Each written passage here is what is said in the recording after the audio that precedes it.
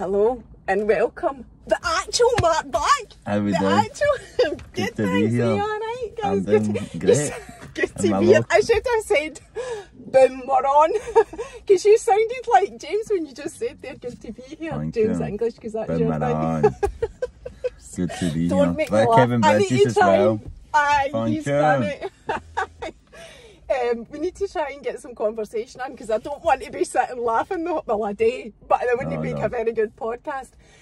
So you have just, before I went on holiday, the week before I went on holiday, you had your first show sell out at the Pavilion in Glasgow that me and my good pal Emma were at, front row tickets bought and paid for, fair and square. I have to say, we chose to go, and we will go to your next show, which you're going to tell us about.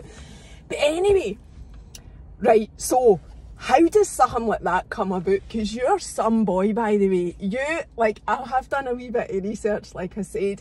I know that you speak multiple languages. You're actually super intelligent, which maybe sounds a wee bit condescending. I don't mean it to be. But No, you would never... are, considering your face and your accent. Aye. I wouldn't have thought you'd have had two brain cells. That's alright. So, you know, it's like stuff like that. No, but I'm actually really stupid. This is the thing. I would say with my ADHD, I kind of sum it up like a day, have some sort of intelligence, but in other things, I'm the stupidest cunt in the world. Sorry, swearing. You're allowed to swear. Right. It's fine, you're allowed but to swear. I summed it up in a stand-up bit. I was like, it's like, I can solve a Rubik's Cube, but it will be covered in my saliva. So, I mean, that's what I mean. Aye. Anyway. But, aye, so, give a wee bit of background about you and how you've got all these languages and what you did. Because your just comedy, with the languages or just everything? Everything. So, leading up to getting into comedy, because I've not actually established how you get into comedy for being, like, doing the languages and being at uni and whatever. Well, I just, when I was in school, I was just like, what am I going to do? I mean, the two things that I kind of excelled at was music and French. My French teacher, she was amazing. Like, it really does help having a great teacher. Like, and she kind of really pushed me to do French. And I was like, you know what? See, when you're at like 17, you're like, I don't like that you have to make your life decisions at that age. Do you know what I mean? You kind of don't know what you, but that was the thing I loved the most. And I was like, I went to Glasgow Uni, and Glasgow Uni was like a very prestigious uni and that, and it like, when you're there, you're like, wow. Did you adopt the Glasgow Uni? No, not a chance. But because, but the thing was, I'm a very, very shy, kind of self-conscious child, and see, being put into there with loads of smart people and all the posh accents and English people, it's like I got really overwhelmed by it. Even though on paper my French was better than most of us, you know what I mean? But I get really intimidated by that. See, being in an environment, especially if they're flung into an environment with loads of lasses. It was like, language courses are like 80% lasses, so I'm like a wee shy boy, like sitting fucking all with Greg's crumbs on me. But you clearly got the qualifications to be there. You earned your stripes to be there, the same as everybody else. I know, but I didn't. But that's how good you feel. Right, it's a one-class mentality. So you did your degree in French, and I did Spanish as well, but I ended up dropping Spanish near the end. I still speak Spanish, obviously, because I'm my best pal's Spanish, but did French, did a year abroad, lived in France, taught in primary schools the French, for the French ones, just an English assistant, and that was mad. I mean, the French kids, they were all so fascinated by this foreigner, asking me about, like, do I know Kim Kardashian? I was like, just because I speak English, I know Kim Kardashian. You know Kim Kardashian? Oh, we French ones are cute, but... So you did that, and what age does that bring us up to? 22, 23, 22. What age are you now? I'm 29 now. Right, okay. And then I've been worked in like I've worked in supermarkets mostly since I was 19, Co-op, and then Tesco and Paisley, Seed Hill. Shout out to them, man. That was I loved Tesco, Paisley and Seed Hill. It was just full of although they need to sort out their bananas. Tesco's bananas. I'll tell my pal Craig about. And then me and my brother Paul, you know Paul? Do I know Paul? Do you know Paul? Oh no, your brother and sister, as we've just been discussing. Are you the middle child? Well, there's my older brother as well, Jonathan. So there's so it's 4 Aye, so it's Jonathan, Naomi, me, and Paul. Alright, okay. So Paul Black's your brother. And then me and Paul always, I mean, Paul's always really funny. Like, I think when he got into his teen years, he just really came out his shell. Do you know what I mean? At the closet and that. No, he really came out his shell, and he was Paul. Paul was hilarious, and that. So he really wanted to do something with comedy, and I just kind of get roped into it, and I just put a wig on one day where we did that Stop Film Me. Is that how it happens? Stop Film Me Courtney sketch.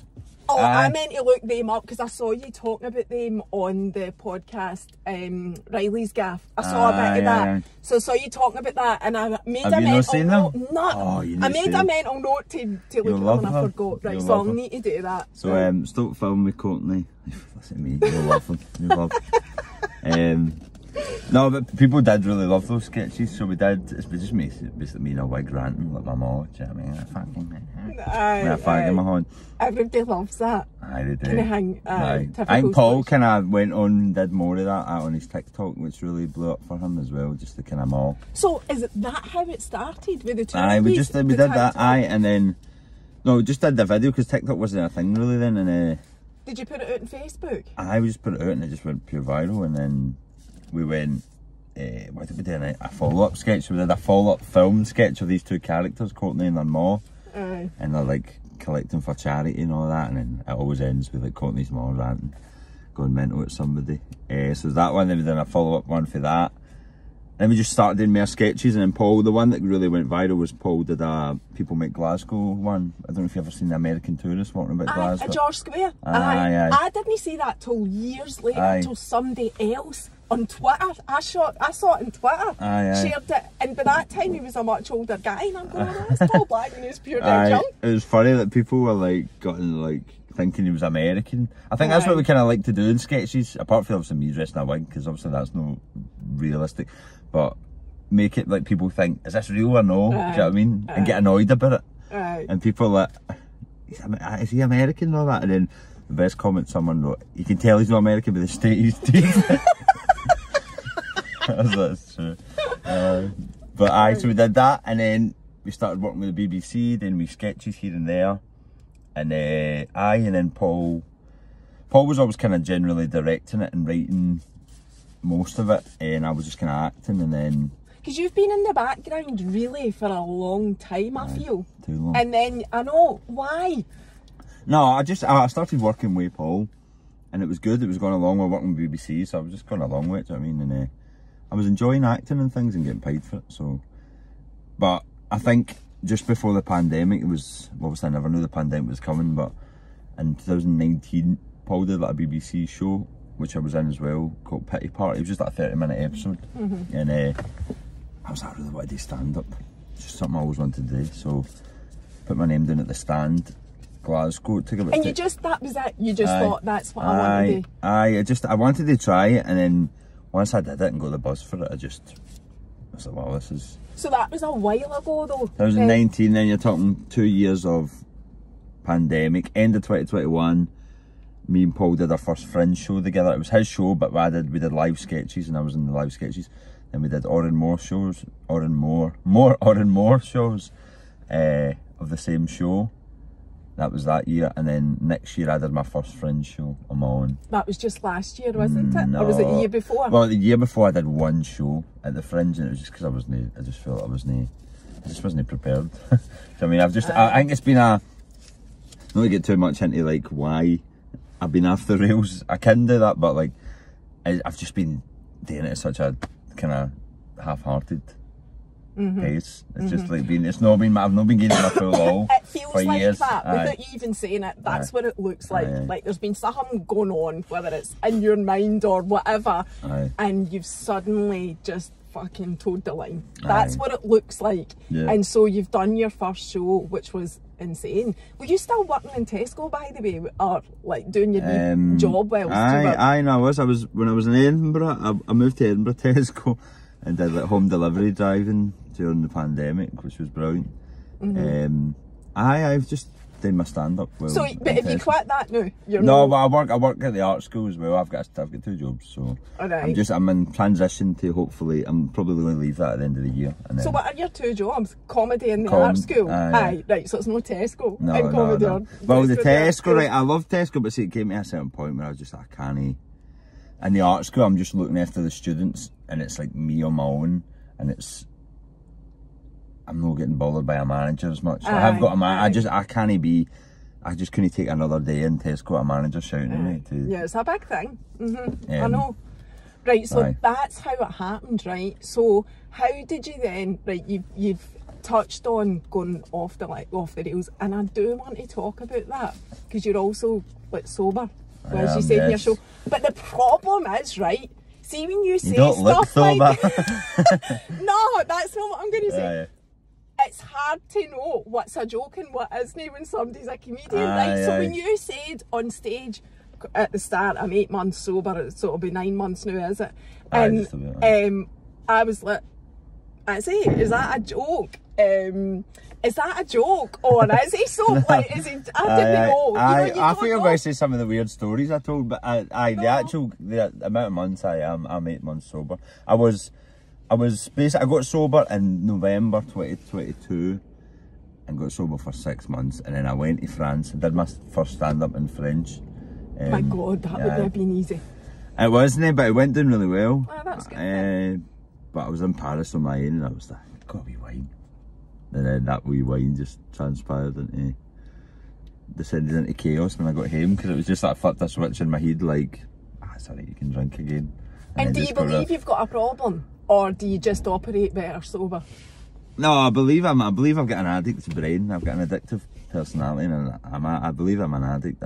So I stopped smoking. I smoked for 9 years there, 20 a day, and then I just stopped that. And you're stopped? I can't.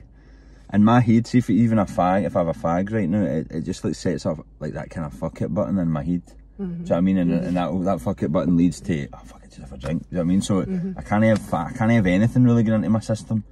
I was taking beta blockers the other week for anxiety, and then I was like, what am I doing on these? After a couple of weeks I was feeling drowsy, no energy. I felt better when I was just waking up early, eating well, got to the gym. So I mean, I don't put anything into my body, like. You've accepted that, that's something you can't do. It's more like you need to just sit in it, like the uncomfortability, rather than try to look for something. It's always try to look for something that's going to fill a void. And that is a kind of addict's nature, isn't it? Yeah. So getting sober, right, so was there a moment when you thought, if I'm going to make the big time, I need to toe the line? It wasn't even just to make a big time, it's that if I'm going to live and if I want any of my relationships to survive, like a family or romantic, I can't keep drinking. And that's what the dream is. That's what you want to be. How love is it? Is that what you want? To be a family man? And well, no, I just mean like I was destroying every relationship around me by drinking. It was destructive. Okay. So of course I wanted my career to go better, but first and foremost, it was I don't want to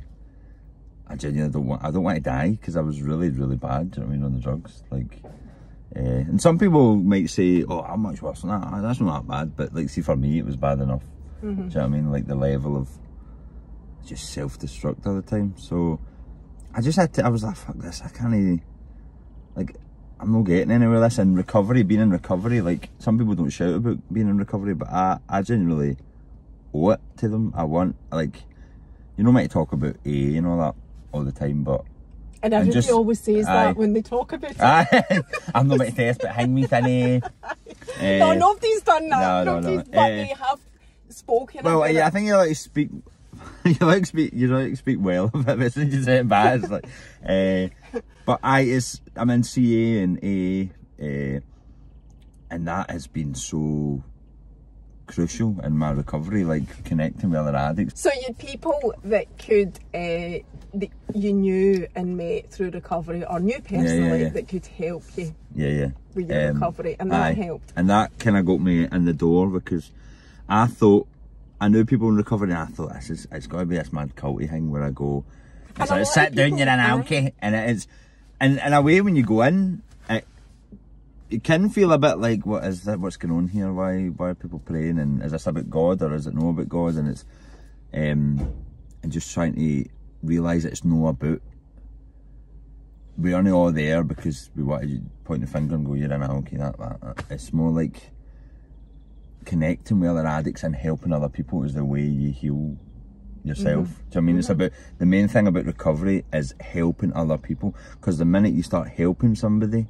you're out of your own head, and most of our problems come because we sit in our own head thinking about what's my problems, what have I not got, why am I not here in my career, why have I not got this motor. And it's like, when I wake up in the morning, if I text another addict or meet up with them, that immediately gets me out of my own head, and it gets me helping somebody else. And that is the essential part of recovery. It's no just don't pick up the first drink. That's just the start. That's to get people in the door, because when you're hopeless and you can't stop drinking or taking drugs, it's like you're hopeless, so you need something to get you in that door. Like, just don't pick up the first drink. That's what they say in AA. But it's been amazing. It's been amazing. And that connection, because they say the opposite of addiction is connection, and that connection for you with other addicts to help them is part of an integral part of your therapy. Is that something you do regularly? Yeah, well, I'm now in 2 meetings. So the things, the suggestions they say in recovery are get a sponsor and join a meeting, and get to as many meetings as you can. But those 2 things have been really integral, because I've got responsibility now twice a week to show up for other addicts, whether it's making tea, coffees, or chairing a meeting, and that gets me again out of my own head. Like, what am I doing for other people? I've got to be there for people, because there might be a newcomer who's never been to a meeting in their life, and I need to be. And of course, there's times where you can't make it and stuff, but I'm now in 2 meetings a week, so that's given me responsibility to start and the end of the week for 2 different groups, so that I've just upped my meetings more. And people in recovery for like 40 years and stuff. It's no, it's no like, and I'm cool with that, because it's great for me. It's no like a chore, and I thought it would be. It's no a chore at all. It's like, you enjoy it. It's just different gravy. Whatever works for you, that's what you need to do. I'm all for that. So that's obviously been huge in you getting to where you are now and having your show in the Pavilion, because if it's 9 months nearly that you've been sober, how long had that show been planned for that you've just done? Well, so I did, before that one, I've got my first kind of special I did, which was called Chindiana Jones, because I've got a big chin. My brother used to call me Chindiana Jones. I did that the year before, but I was still drinking then, so that was my first kind of stand-up hour I did, and that will be on YouTube soon. But doing one sober must have been so as I was saying, so I was saying, the first time it was funny and stuff, but I would have been a bit more fucking mental on the stage. But this one, you were quite mental on the stage. I was, but I've learned to kind of channel my energy. It was good. So that one was we'd been planning that since I booked the Pavilion in like, I think it was like October. Oh, do you book it? That's what I was going to ask you. So you don't actually have to like get scouted for that? No. If you're doing, you just. I mean, it would normally be like an agent or a tour, somebody that books your tours that would do it for you. But I just was like, I want to put on a bigger show, because my last show was about 250. Well, I did 2 shows and I did a whole Fringe run, so I probably sold about 500 tickets. Or just 600 tickets in total for my first show. So I was like, I need to just, speculate to accumulate? I need to just go aim high. I felt like if you just do that, like, people are going to buy into it. And it's, as you said, like, you just came to see me and you just didn't know that much about me, so that was great that people just took a risk and were like, oh, this might be good. No, you are quite funny online. You know, you're funny. So, you know, and the James English thing that went viral, and I know he like acknowledged it and whatever, and he was fine with it and it was funny and blah blah blah. I mean, it is hilarious. So that was kind of enough for me. You don't need loads and loads to know if somebody's funny. But you booked that in October, did you say then? So you would have been sober for a good few months at that point. Were you, what did it feel like planning a show knowing that really you were going to have to be sober for it? Did you struggle with that, or were you alright? No, I've done enough sober gigs. Like, I realised, before I stopped drinking, I realised quite early on, well, maybe after the Fringe it was, but like, I've done plenty of sober gigs, because doing sober gigs is so much better. Do you know what I mean? See if you've had a bit of a drink. I've always said that, see if you've had a couple of drinks is the worst, because you just start slurring your speech and all that if you've had like 4 drinks. But see, if you're absolutely bluttered, it can actually be quite good because you just don't give a fuck about it, and people quite find it funny to watch. But you maybe wouldn't get the best no, right. It's no the right. Don't want there was that. a good video of Billy Connolly. I don't know if you saw recently. You shared on TikTok or something. He was just talking about like drinking and how it'll get you nowhere, and he's like, full of losers. He's right. So you knew that, you accepted Aye, I knew that. You can't perform well drinking. There's so much. Most people can't. Aye. There's so much I want to ask you about that show, like just like Ask the whatever inside, what it's like to do something like that. Because hats off to you, man. I could never in a million years stand up, and it's mental because, like, obviously, when you do social media, and I talk in my stories every day. Literally thousands of people are watching that. I struggle to do with that though. Like, I could never stand on a stage. I struggle to sit in front of a camera and talk. It's mental, eh? Right, so getting to that point, like, it was hilarious, and I know that you're going to bring it out on video, and you're going to do another show, and people need to come to see you, and I will share it and all of that at the time. But it was absolutely hilarious, no joke. Me and Emma were buckled the whole time, faces sore, all of that type of thing. But you're obviously, as a performer, you must be nervous about that. You must be thinking, what if nobody thinks I'm funny? Like, that would probably be my biggest fear, even though we all know you are funny from social media. But you must have been thinking about that, because this is new material. You're coming out with brand new. How did you go over that? Well, I think getting the stage fright thing is kind of, that's not really an issue for me anymore, like, as much as it was like you just flip a switch in your head and you just go for it. I've done enough stand-up gigs that I know that feeling of walking out on a stage and there've been a lot of people there, and that's alright. I'm quite comfortable with that. But the new material thing is probably my most anxiety was with that, because I didn't have much time to practice it. So the stand-up part of my show was good, but there's a lot of improvement I'm going to be doing there for the new show. And it'll be all really tightened up, and there'll be things I'll get ready and things I'll keep, and so that part of the show was a bit nervous about, because I was like, I've not practiced this as much as I've practiced the other part of the show, because me, Sean and Ben, shout out to the York brothers, twins, they're amazing. They're twins, aren't they? They were fab as well. I forgot to say that. They were really, and I've known Sean and Ben for a few, because they've been online for a few years, and that part of the show we rehearsed. I mean, we were always thinking that it could go wrong if we go on the stage, but we rehearsed that enough that it was like on the tip of your tongue. Do you know what I mean? Every line was so good. It was so good. And just so, there was just so much humour that was also, like, no dead obvious. Like throwaway and all that. Just, and, you know, it was quite, it was a lot. So, and it was so well thought out, you know, to get it like that. You just nailed it. You nailed it. That was it. Thank you. And even where there was wee hiccups on the stage or whatever, you just played into it. And Sean almost fell on the thing. I know. That wasn't intentional as well. A part of your wig, wigs seem to be appearing in my life all the time now. The part of your wig falling off, as well, right at the start. You that's the fun. I had two wigs on. I thought it'd be funny if I took one off. I had two wigs on. I felt bad. I just kicked that off the stage and hit somebody in the face with it. Well, I didn't see that. It just looked like you kicked it off. Well, obviously it's a memento for the day. I would have taken it home. So, see, when you came out as well, and when you have that first initial burst of, like, nerves, anxiety and whatever, when does that subside? The first laughter you get, or the first, like, applause? Well, I mean, the first laughter does help. I mean, I hopefully down the line can be completely comfortable just walking on a stage without, like, laughter immediately. But it does help. The first joke is like that carries you. Getting the crowd on your side is a big thing. It's hard to get over that. Like, see, but why should you? No, I know. No, it's interesting, because I always say it's like stand up can be like a bit of a drug. Because see if I'm allowing that energy to come into me and feed some sort of validation or hope, then there's a come down off it. Aye. So it's about, what I've learned over the years is, and I'm learning still, is just, I'm doing this for yous. Do you know what I mean? This is to make people happy. This is about Mark and Mark's journey and what Mark's getting out of it, and that sobriety has helped so much with that as well. It's no, what does it say? They always say to me, like, you're knowing the results business. which is like you know about in life or what you're getting out of it. It's like what you're gaining into it. So, aye, what was I saying?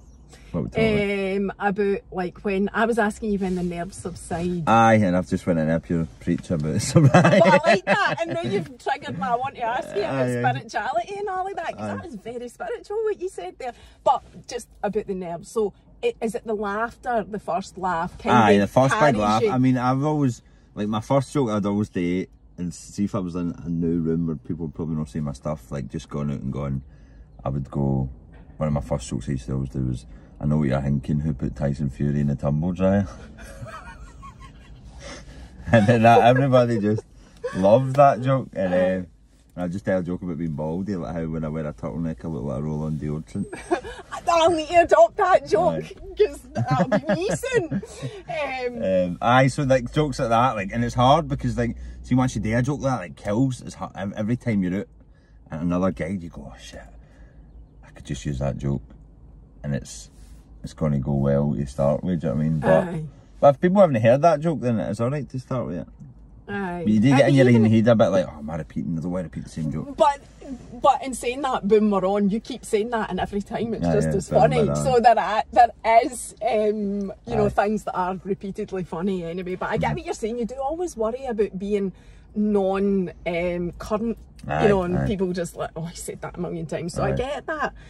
So you touched on, like, so you've talked about AA, and it is very spiritual, and I know there is a religious like thing about it, and I do love, I just mentioned this in my stories yesterday, I do love the Serenity Prayer, which is big in AA, and it is, know that I've been to an AA meeting, but everybody says, well, you're not supposed to say what goes on, and they tell you what goes on, but I know that it is quite religious and whatever, but religion is open to personal perception as well in them, which is good. So there's loads of flexibility and whatever. So for you, what is it? Because you've touched on, you've said about energy and that, so you're clearly a believer in something.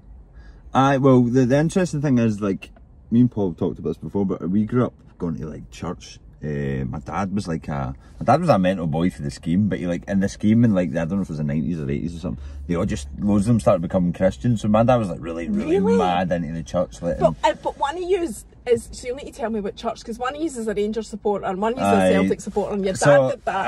Aye, so my dad kind of hated the whole sectarian thing all from me. His dad was a Rangers fan, my granddad's a bit more proddy, but my dad really hated that, and he could have just made us support Partick Thistle or something, but he just instead said, like, one he's supporting Rangers, one supports Celtic. So it was never like, it was just, I was always into football, and that was more. So what one of you? I don't know what. Right. Okay. So I may have just divided all my fans. No, I don't. But Paul's Celtic. Well, my dad designated that I'm Rangers. I don't really follow football. It just, you grew up having to support it because that's what your dad Paul said. wasn't even caring about Celtic anyway. Paul was doing Beyonce dancing in front of the mirror. So just a story really, and you lost your dad. I mean, I'm jumping, there's so much to ask you, I'm jumping all over. But just to say about the Christian thing, so my dad, we went to church, so I had this idea, I just never really connected with the church growing up. I did when I got a bit older, when I got out of the church, but I just really found it boring, just to have, like, watching people singing and all that. I'm like, I don't understand this, I'm not feeling it. And then I got a bit older, and then I got into it, and then I went the opposite way, reading books like all these intellects talking about how God's nonsense, and I'm like, oh, this is the way, now God's a lot of shite, and thinking I was smarter than everybody. And then now, like, really, I definitely believe in some sort of higher power, as they say, and like, that doesn't bother me in AA or CA when they talk about God, because to me it's just, that's what they say, a God of your own understanding. It can be an energy, it can be just what's inside you, do you know what I mean? For me it's the universe. That's what I put it as well. I do think there is a higher power. I just call it the universe as well. So that's your thing, and has that helped you? Aye, because the higher power thing for me is just about taking you out of self, do you know what I mean? And it just helps you live a more fulfilling life, and as I said, like, helping people, because that's where the real fulfillment comes, knowing It's really, and I understand that, but see, growing up skint, it's like, but when I have that motor, I'll be alright. It's like, when I get that new MacBook, I'll be sound. That's still in me a wee bit, because I've no made enough money to be like splashing out on the things I really want yet. Like, but the things I really want is like a nice keyboard. Do you know what I mean? It's no a Rolex, but I know deep down that those things are not going to solve your problems. They're not going to solve it. I know that, but I do think it's still okay to have ambitions like that. I do, but just know. It's intention. It's intention. If you think it's going to make you happy, then no. But if you're just doing it, it's an added comfort, then go for it. There's loads of things I want to buy. And see, the music, is that just something that you did at school and that you've progressed with yourself, self-taught to the point that you are now? Music just started playing. I influenced a lot of my dad's side of the family. My cousins, they're guitarists and singers, and always just a musical household. We would go there at Christmas, and so I just picked up the guitar, did some lessons at school, but not many, and then just it's just, I think any guitarist or musician will tell you, it's just like a long journey. You just gradually get better if you keep going at it, but it takes a long time. You're very talented. So, musical, speak different languages, a stand-up comedian. You're extremely talented, and it comes across in your shows as well. I wanted to, your dad, I do know you've lost your dad, I know that much, but I don't actually know the story. Do you talk about it? Well, I talked about it in the, this is the thing, I did a terrible joke about, like, because I obviously like to make light of quite traumatic situations, and I know the feeling. Like, I did a joke, and something, it splits the room every time I do it, but like my last show I did a joke about like my dad having a heart attack, right, and I'm saying my dad was having a heart attack, and his last words were quite poetic. His last words were, my heart pounds, my heart pounds, my heart pounds, my heart pounds. And I'm like, I don't know, remember that. I thought he was just singing a JLS song or something. Which is brutal. And a few times in certain people, a couple of people walked out of the rooms. Like, my pal told me when I was gigging in Stirling a few months back, she said, a woman walked out after you did that joke because she'd lost her dad, and I'm like, right, I get it, but... Would you stop doing a joke if something like that happened? Would that affect doing it again for you? No, I wouldn't stop doing it. But the thing is, your material... I always thought this when I looked at like Frankie Boyle, I was like, his material before was mental, and people loved it, but it was really brutal. And then I realised over time, people, as James English say, people can change. People's material can change. So the material I did 2 years ago is not going to be the same as this year or next year. And absolutely, as much as, you know, it's a tongue-in-cheek line that you say, people can change. People can change, right? It is a fact. Because as you're growing, growth is change. You can't get away from it. It's inevitable. And if you're going to grow, you're going to change. And you want to. You don't want to stay the same. You'd still be fucking after your nut on whatever if you weren't going to change. So, no, I get that totally. So what happened to your dad? He had a heart attack. So that's why the joke is the joke is caused to him. But he wasn't going past my heart pills. But my dad, that's good. My dad said no. So my dad was only 49 when he died, which is pretty. I was 18. Paul was only 16 when he lost his dad, which is pretty young. It was just a massive heart attack one day. I was at uni. It was in first year of uni. I remember that Spanish class. It was snowing. It was Robbie Burns Day. 25th of January. 2013. And it was like, it's weird because like my dad was mental, right? And he kind of brought. I'm not saying he brought the heart attack on himself, but before he died, he's like, he was an addict. My dad was a complete addict. So my dad was drinking like fucking 6 Red Bulls a day, codeine tablets all day, eating like shite, eating shite, sorry. And what was the other thing he did if it was bad for his health? Was he a smoker or anything Smoker, like that? So he was smoking roll-ups, 20, 30 roll-ups a day. So all that combined, I mean, his heart just packed in, do you know what I mean? Was it still a shock though? It was like, it's mental to just come back, and it's like, it's just so instant, do you know what I mean?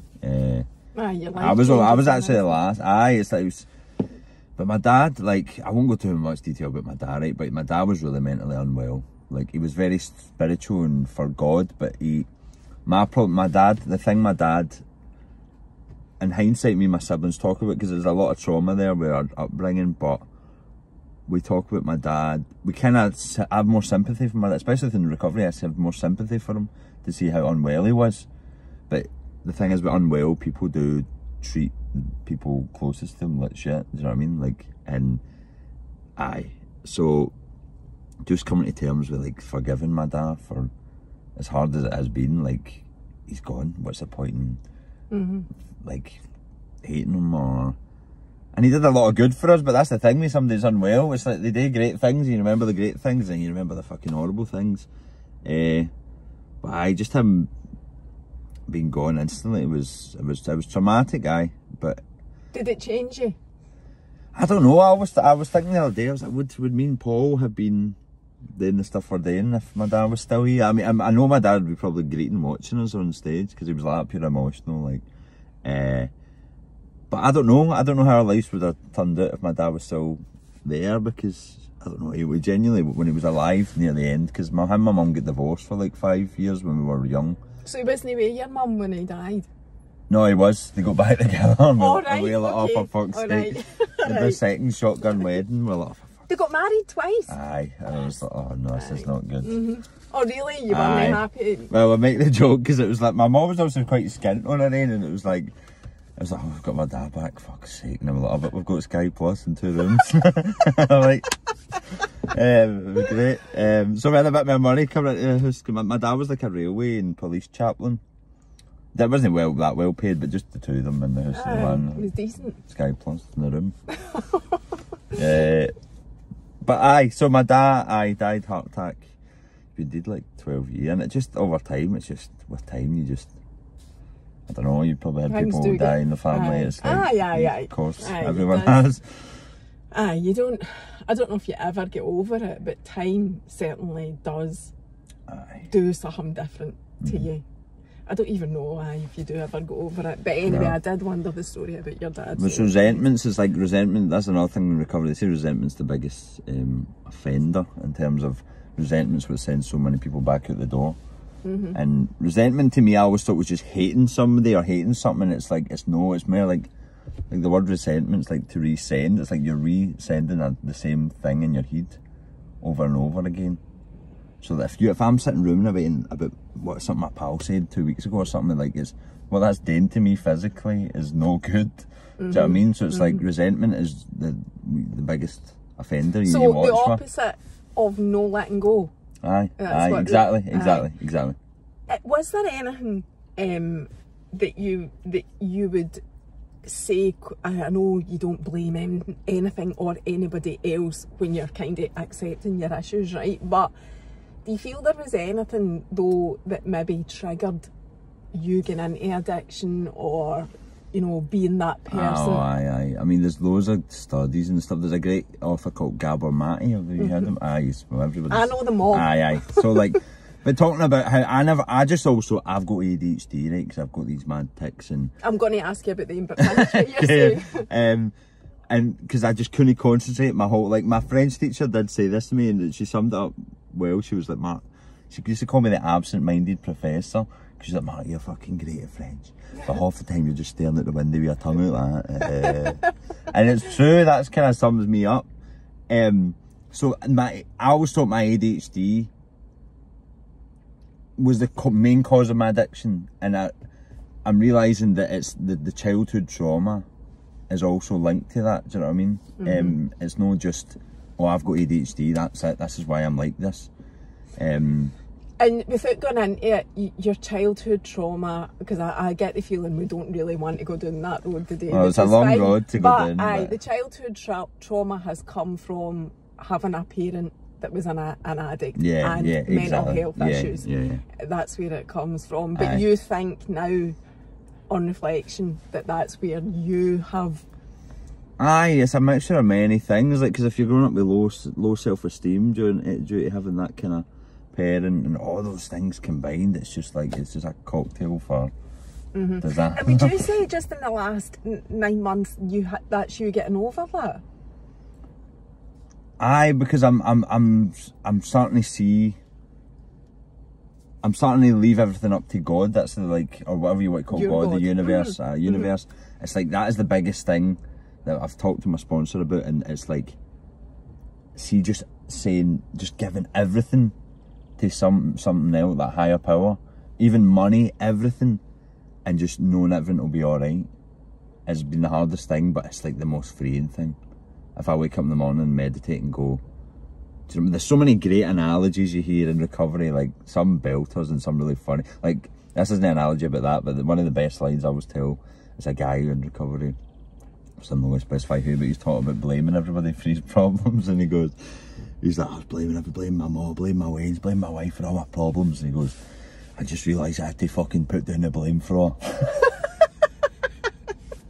Blame for her. Aye, so recovery's full of these getting analogies of how there's always, like, just fucking go with the flow and everything will be alright. Stop trying to fight against everything. Stop trying to manage your life, that's what I mean. And blame is one of the things that you need to let go of massively. It serves zero purpose other than to fucking eat you alive. That's doing nothing for you. Do you know what I mean? See, no matter what you think about somebody or what somebody's done to you, we're thinking about what it's doing to you, and it's just doing you harm. Do you know what I mean? Do you have a good relationship with your siblings? I do now that I'm sober, aye. 100%. But you didn't? Well, I was just, like, that's the thing, you don't realise the harm you're doing, like, you're just using them. It's like, you tap me money, tap my mom. Just like, whether it's money or it's them worrying, that's another thing, just a peace of mind and worrying about you. Like the amount of peace of mind I stole from my mom worrying about me, do you know what I mean? And that's things you don't think about. She'll be proud of you. Was she at your show? I know that your sister was, because I've said that to her, who she is, because I saw it. But your mum was there as well. She was, and she was like, my mum is, me and Paul always say this, my mum's like, she is so supportive, but my mum always grew up in an environment where she had an alcoholic father, and Paul's a bit hit him. I know, Paul's fan. So my mum doesn't kind of show affection the way when my dad's side of the family do as much. So my mum going, your wee videos and that are nice. Does she follow you? She doesn't really use social media, but she's supportive. She's like, you just better not talking about shagging and all that, I can't deal with it. I won't. But you do. I did, but I was like, I don't care. No, it wasn't that bad though, it wasn't like too bad. We're digressing. So going back to the anxiety and the tics, which I saw a tiny wee bit of a live on TikTok, and I was obviously meant to see it. That's, you know, the universe, where you had just said, oh, my tics are really bad the new man, which was kind of weird because you seemed really relaxed, and you were able to say that, and I was like, right, I need to ask you about that, because obviously I had Andrea on the podcast before I went on the holiday, and she's got Tourette's, so obviously tics was a big part of that conversation. And then for you to say it, I was like, I wasn't even aware until you said that that you had tics. So where does that come from? Well, I've got, like, I've done it ever since I was away, and that's why I know there's some element of, like, it's interesting. Like, I'm still to read a lot of these Gabor Mate books. I've read like one of them, but see, just the link between, like, was I born with like was I born completely neurodivergent, or was my childhood environment affecting that immediately? Like, it's very so interesting. It's interesting. It's like, because I was doing those tics since I was the age of, as far as I remember, since like 7, 8, 9, like going There's a funny picture of me on like an amusement park on the drop zone thing, you know, like a drop zone, and I'm going like that, right? But you think that would be me falling down it? I'm just sitting at the bottom, mate. I've no moved.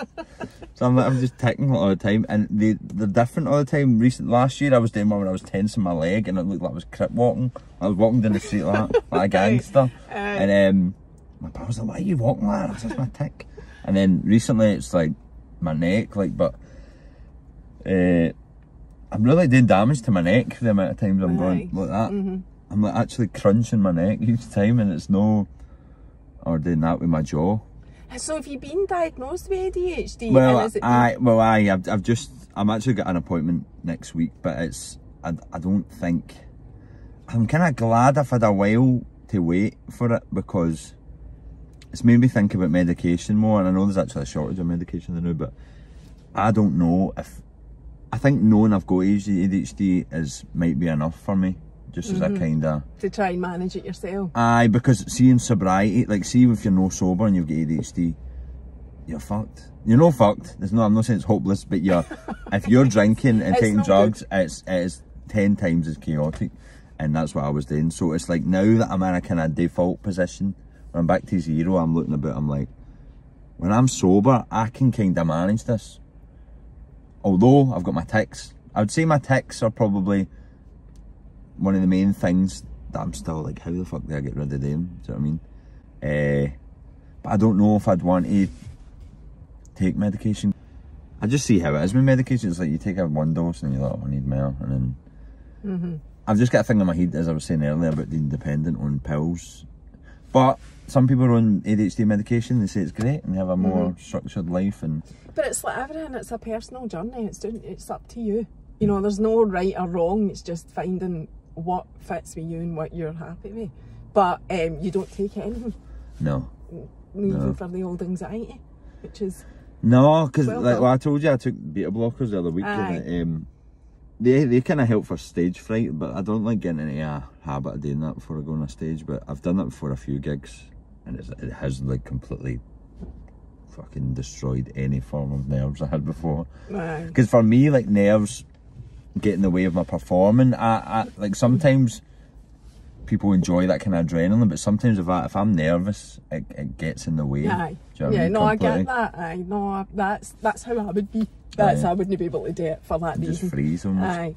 So you're going to do another show. I mean, you must be absolutely delighted, chuffed to bits with how the response has been to that first show in the pavilion that you did, because it got great write-ups. There was loads of people on social media saying it was amazing and blah blah blah. And you're thinking about doing, or is it planned? Is the next big show planned? So the thing I'm doing now is the plan for the rest of the year is so me and Sean and Ben are going to be doing 2 nights at the Fringe, just that podcast bit, and we're doing a whole hour, so we're extending it. More songs as well. So we're just adding another half hour to that, and then I'm doing my own solo show separately at the Fringe, and then I'll do a wee mini Scottish tour of the stand-up, just around a few towns in Scotland, and then I'm thinking we're going to do a big show, maybe probably a theatre, or I don't know how big we could go, but maybe like an hour and a half show. It's just half and half, just bigger, better, improved than the first one. That's the plan. So that'll probably be at the very start of next year. I'm just trying to think the best time for people to buy tickets, and I'm like, people would either want to go Christmas time or they'd want to go February maybe, or something, start after January. I don't know if the time when to go is that relevant, but I do know that putting something up for sale no long before Christmas is a good idea, because people can get tickets as Christmas presents. When you talk about have you got a team that work with you and a manager or agent, anything like that? Nothing. You're all on your own. That's been the other hard part, because if you look at any big comedians, like, they're not managing the fucking boring stuff. Do you know what I mean? They're just performing, and so it's like I'm having to do this work on my own until I don't. Do you know what I mean? But I'm managing now that I'm sober, but like I just couldn't book anything. Like, the fact that I'm going to be booking my own tour is astounding to me, because I would just never have been able to do that. So I've not got anybody to know. I've got Sean and Ben. Sean and Ben have been amazing. Like, because Sean and Ben are really fucking. They've got good jobs where they're responsible and they're giving back to the community and stuff. They get really good jobs, and there's good structure in their life, and they really want to do this as well. And we're 3 years are just like, let's go for this. They're as committed, if not more committed than me. So they're your team. Aye, they've helped so much, Sean and Ben. Honestly, like, and see since I've got sober, see the amount of people that have came into my life that I've just got new friendships and bonds with has been amazing. And it's no people that I'd get steaming with, do you know what I mean? It's just gone for coffees with people. Just people that really. I'm not saying the people I got on it with, they were all good people as well, but we were all just self-destructing a lot of the time. Aye, we're all mental. So now these fun. people are enhancing your life, which is good. Aye. So that's your team. So you're hoping for another bigger show next year. What about, and I did see Riley's gaff asking you this as well. That was a few years ago, wasn't it? Was it? That was like 2021. Was it? Aye. Asking about like you and Paul doing stuff together. And did you not post a video the other night? You and Paul doing some sort of... Oh, I singing, aye. That Where was... is it? That's for...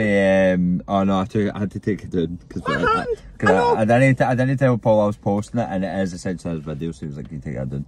I don't think he liked himself singing on it. And I thought it was brilliant. You can watch it on YouTube, it's on it. YouTube Oh, anyway. is it? So that's one of their first characters we did. It was like two wee West End kind of arty students called Ghost Boy and Quinny. So if you write Ghost Boy into YouTube, you'll see that full video. Aye, because so obviously I was doing some more quick research before I came here today, and I'm like, that video's no there. Do you know that? But you start thinking, did I imagine that? Aye. You know, because I even liked it. But anyway, that's the story. That's fair enough. So, aye, that's really, that was, I was just going to ask you if you were going to be doing anything else with Paul, or is it no, it's funny you're saying that, because I'm doing 10 days at the Fringe with him. So Paul... So you did that before and you're doing it again? Well, so Paul's kind of changing up his Fringe show this year. He's been doing stand-up the last 2 years, but he wants to go back to the kind of sketchy stuff that he did initially with me. So he's doing 10 days at the Fringe. So my whole Fringe is just from the 2nd of August to the 26th. I'm just every day got a show. Doing it, aye, good. So me and Paul are doing, and our friend Alana, who used to be in the videos with us, doing some sketches on stage together. So you do that as well? Paul's wanting to write a musical as well, so I'm wanting to write a separate musical with Sean and Ben, like a kind of stage show musical, probably about addiction. I think that'd be the dream. It's just getting funding for it. But then Paul, I think, is wanting to do, just tell me he's wanting to do one more about kind of, like almost like the church, kind of like the Scheme, people for the Scheme in the church kind of thing, kind of what we grew up around, based on that. So I mean, I'll probably, if I'll write music for that if he wants me, do you know what I mean? So that, I always say, like, once you see Courtney's Mall and that, like, I always say, like, people would be lining up to see a Courtney's Mall the musical. And is he up for that? Well, he's talking about this church thing, but I'm like, see if you just had Courtney and her Mall the musical. Aye. I don't know how far you can take that in a whole hour show, but I thought people would love that. So I just want to write a song that's Courtney's Mall, right? I just want to... Well, why don't you just write it anyway? I know. Just do it. And then say, here, look, this is what I've done. See what he thinks. But you've got your own plans anyway. I just wanted to ask that, because everybody asks you. I enjoy working with Paul. It's great. Like, Paul's, it's great to work with you now. Like, we've all said our differences, and it was difficult at the start because you're brothers and you're like, you're on set and he's talking to me like he would talk to me in the house, and I'm like, you fucking talk to me like that. Aye, and brothers, they always fight. Aye, you know everyone, you know each other's fucking insecurities, everything, you know everything about each other, so it's like you just know how to. Then comes the dreaded line, you're just like that, and you're like, oh. That's the worst thing you can say. Aye, that would tip you over the edge probably. But you're fine, and you've grown up and matured and whatever, and you've got your own plans anyway. It's just because he is your brother. That's the only reason that I'm asking. So there was one more question actually I want to ask about the Fringe, and this is, there's maybe still me this you can't answer, but I always hear like professionals, and I've seen somebody just this week saying, quite a well-known person saying, well, I can't do the Fringe this week because it's far too much money to go and do it, and there seems to be some greed involved, and a lot of comedians don't do it. And how much can you say about what that show like for people? I can say that it's shite. If you've not got money, it's the thing about Edinburgh, obviously, I'm lucky when I go to the Fringe because my girlfriend Roslyn, who you know. Yes, Ros has been on. Ros has been on. Lives in, well, she lives in Edinburgh. She's just moving through to Glasgow now, but she said that when I saw her 5 months ago. Aye, she's now moving through, but she's got a job in Edinburgh. She's living in both at the moment. Aye. So I can stay in her flat or her mom's flat during the Fringe, which is great. But for people who don't have that, like this, it's extortionate, and it doesn't really. We talk a lot about, we argue about what's like better, Glasgow, Edinburgh, because she can get defensive that Edinburgh's great, and I'm like, listen, when I'm slagging Edinburgh, I'm not slagging Leaf, I'm not slagging where you're fae, I'm slagging the fact that Edinburgh just is full of... It's like, the festivals just became Edinburgh's identity. It's like the rest of the year's all the build up to this festival. Aye. So the rest of the Edinburgh kind of, especially down in Leith, and that gets forgotten. And it's just all these fucking English people or foreign people with money coming in, using it and then going away. And it's no really for the working man. This is hard. So the actual performing at any shows or whatever, that's not what costs the money. Do you need to put money up for that? No, we can do free fringe, but like for example, I'm doing Gilded Balloon, so if you're doing it with a big company, which gives you more exposure because they've got a big venue and they'll have your picture up on a poster or on, then people who don't, if you do that with like Gilded Balloon,